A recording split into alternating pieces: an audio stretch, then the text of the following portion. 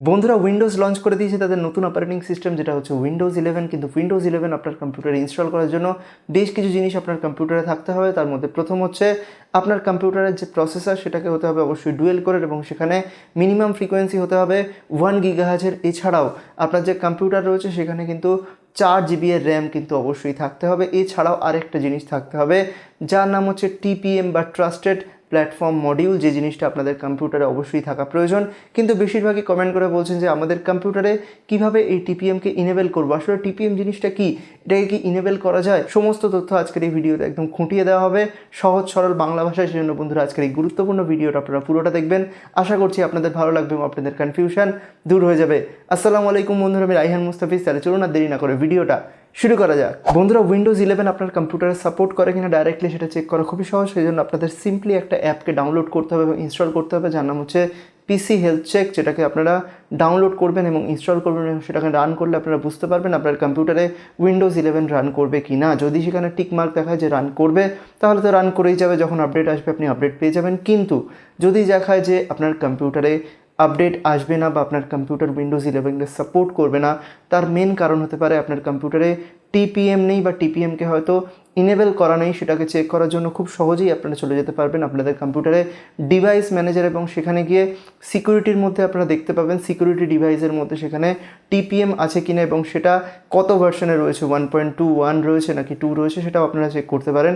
2 থাকলে খুব ভালোভাবেই সাপোর্ট করে যাবে উইন্ডোজ 11 কোনো সমস্যা ছাড়াই। এছাড়াও আপনারা প্রেস করতে পারেন উইন্ডোজ প্লাস আর কি এবং সেখানে টাইপ করতে পারেন tpm.msc এবং সেখানে এন্টার প্রেস করবেন, রান হয়ে যাবে। আপনাদের কম্পিউটারে আপনারা দেখতে পাবেন যে সেখানে টিপিএমকে ইনেবল করা আছে কি ইনেবল করা নেই। যদি ইনেবল করা না থাকে তাহলে কীভাবে ইনেবল করবেন সেটা বলা হবে, এবং যদি ইনেবল করা থেকে থাকে তাহলে তো কোনো সমস্যা নেই, উইন্ডোজ 11 তো আরামসে আপনার কম্পিউটারে রান হয়ে যাবে। বন্ধুরা এবার আমরা খুব সহজ ভাষায় বুঝবো যে টিপিএম বা ট্রাস্টেড প্ল্যাটফর্ম মডিউল জিনিসটা আসলে কি এবং আমাদের কম্পিউটারে এটা কেন দরকার হয়।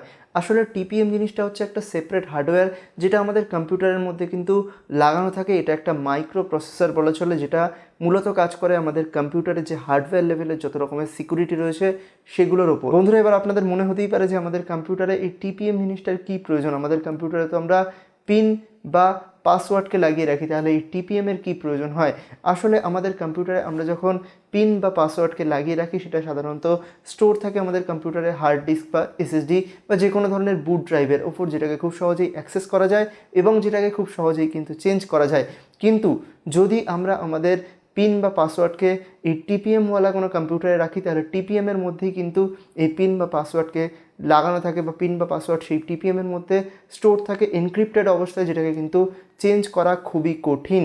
এছাড়াও যদি আপনাদের কম্পিউটার থেকে কোনো হার্ড ডিস্ক বা এসএসডিকে কেউ খুলে নেয়, ডাইরেক্টলি ফিজিক্যালি খুলে নেয়, তাহলে তো সে খুব সহজেই সেটাকে অ্যাক্সেস করতে পারবে অন্য একটা কম্পিউটারে লাগিয়ে। কিন্তু যদি আপনাদের কম্পিউটারে টিপিএম লাগানো থাকে তাহলে কী হবে, আপনি যখনই আপনার কম্পিউটারকে বন্ধ করে দেবেন তখন টিপিএম সমস্ত ডেটা যেগুলো আপনার কম্পিউটারে রয়েছে সেগুলোকে এনক্রিপ্ট করে দেবে, এবং যখন আপনি আপনার কম্পিউটারকে অন করবেন তখন কী হবে, একটা পাসওয়ার্ড চাইবে এবং পাসওয়ার্ড দেওয়ার ফলে সেগুলোকে সে ডিক্রিপ্ট করবে এবং আগের ফর্মে নিয়ে আসবে, যার ফলে সেগুলোকে খুব সহজেই আপনারা কিন্তু অ্যাক্সেস করতে পারবেন। কিন্তু যদি টিপিএম লাগানো কোনো কম্পিউটারে কোনো হার্ড ডিস্কে কেউ বা হার্ড ড্রাইভকে কেউ যদি খুলে নেয় তাহলে কী হবে, আমরা যখন কম্পিউটারকে শাট ডাউন করবো তখন সেগুলো আবার আগের ইনক্রিপ্ট ফর্মে চলে যাবে, এবং যখন যদি কেউ সেটাকে খুলে নেয় সেই ইনক্রিপ্টেড জিনিসকে তারা আর কিন্তু রিড করতে পারবে না।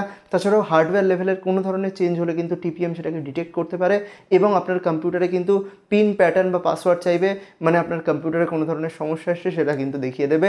সিকিউরিটি লেভেলে হার্ডওয়্যার লেভেলে কোনো সমস্যা আসলে টিপিএম কিন্তু কাজ করে।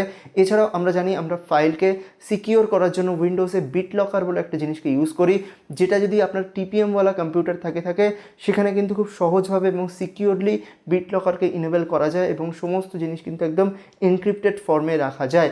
এছাড়াও যদি আপনার কম্পিউটারে উইন্ডোজ হ্যালো থাকে, মানে আপনার কম্পিউটারে ফেশিয়াল রিকগনিশন বা আপনার কম্পিউটারে ফিঙ্গারপ্রিন্ট দেওয়ার কোনো অপশান থেকে থাকে, বিশেষ করে নতুন ল্যাপটপগুলোতে এগুলো থেকে থাকে, তাহলে সেই ফিঙ্গারপ্রিন্ট বা যে ফেস যে রিকগনিশন যে সিস্টেমটা সেই রিলেটেড যত রকমের ডেটা রয়েছে আপনার ফিঙ্গারপ্রিন্টে সমস্ত ডেটা কিন্তু স্টোর থাকে সেই টিপিএমের মধ্যে, যার ফলে সেই টিপিএম থেকে কিন্তু আপনার ফিঙ্গারপ্রিন্টকে কোনোভাবে অ্যাক্সেস করা সম্ভব নয়, কারণ ওগুলো ডাইরেক্টলি হার্ডওয়্যার লেভেলে স্টোর রয়েছে এবং কোনো ধরনের হার্ডওয়্যার চেঞ্জ আসলেই সঙ্গে সঙ্গে আপনার কম্পিউটার ডিটেক্ট করে নেবে, সেটা ল্যাপটপ হোক বা ডেস্কটপ, এবং সেটা কিন্তু লক হয়ে যাবে, সেটাকে কিন্তু আর খোলা সম্ভব হয় না, সেটা কিন্তু কমপ্লিটলি এনক্রিপ্টেড ফর্মে চলে যাবে। বন্ধুরা এবার আমরা কথা বলবো যে আপনাদের কম্পিউটারে যদি টিপিএম ইনেবল না করা থাকে সেক্ষেত্রে আমরা কীভাবে চেক করবো যে টিপিএম কীভাবে ইনেবল করা যায় বা টিপিএম আমাদের কম্পিউটারে ইনেবল করার অপশান আছে কি না।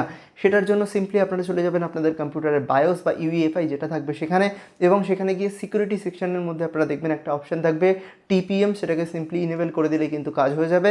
কিন্তু ডাইরেক্টলি আমাদের কম্পিউটারে টিপিএমটা থাকে না, সেক্ষেত্রে কী হবে, বায়োসের মধ্যে যদি আপনার ইন্টেল প্রসেসর হয় সেক্ষেত্রে আপনি একটা অপশান দেখতে পাবেন যেটার নাম হচ্ছে পিটিটি। সেই পিটিটি বা প্ল্যাটফর্ম ট্রাস্ট টেকনোলজিকে আপনারা ইনেবল করে দেবেন। এবং যদি আপনার এএমডির প্রসেসর হয়ে থাকে সেখানে আপনি একটা জিনিস দেখতে পাবেন যেটার নাম হচ্ছে এফটিপিএম বা ফার্মওয়্যার টিপিএম। সেই ফার্মওয়্যার টিপিএমকে যদি আপনারা অন করে দেন তাহলে খুব সহজেই আপনাদের এএমডির প্রসেসরেও আপনারা কিন্তু টিপিএমকে অন করতে পারবেন। তাহলে বুঝতে পারলেন যে ইন্টেল প্রসেসরের ক্ষেত্রে কীভাবে এবং এএমডি প্রসেসরের ক্ষেত্রে কীভাবে পিটিটি এবং এফটিপিএমের মাধ্যমে আপনারা ইনেবল করতে পারবেন টিপিএমকে। এবং তারপরে যদি আপনারা আপনাদের কম্পিউটার উইন্ডোজের মধ্যে পিসি হেলথ চেকে গিয়ে সেখানে উইন্ডোজ 11টা সাপোর্ট করছে কিনা, তাহলে ইনশাল্লাহ আপনারা দেখতে পাবেন সেখানে কিন্তু টিকমার্ক দেখাচ্ছে এবং সেখানে আপনারা উইন্ডোজ 11কে খুব সহজেই ইনস্টল করতে পারবেন যবে উইন্ডোজ 11-এর আপডেট আসবে।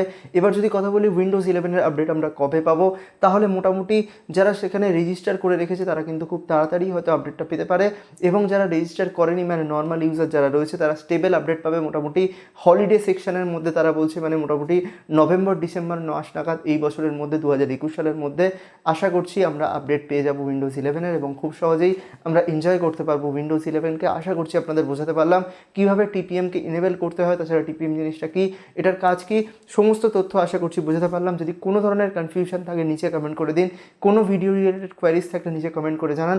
তাছাড়াও আজকের এই গুরুত্বপূর্ণ ভিডিওটা ভালো লাগলে অবশ্যই একটা লাইক করে দেবেন, বন্ধুদের সাথে শেয়ার করে দেবেন, কমেন্ট করে জানাবেন ভিডিওটা কেমন লেগেছে, এবং এরকম ধরনের টেক ভিডিও দেখার জন্য দারমাসকে সাবস্ক্রাইব করে পাশে বেল আইকনটা জোরে প্রেস করে দেবেন। দেখা হবে এরকম একটা ইন্টারেস্টিং টেক ভিডিও নিয়ে, ততক্ষণের জন্য গুড বাই, আলবিদা।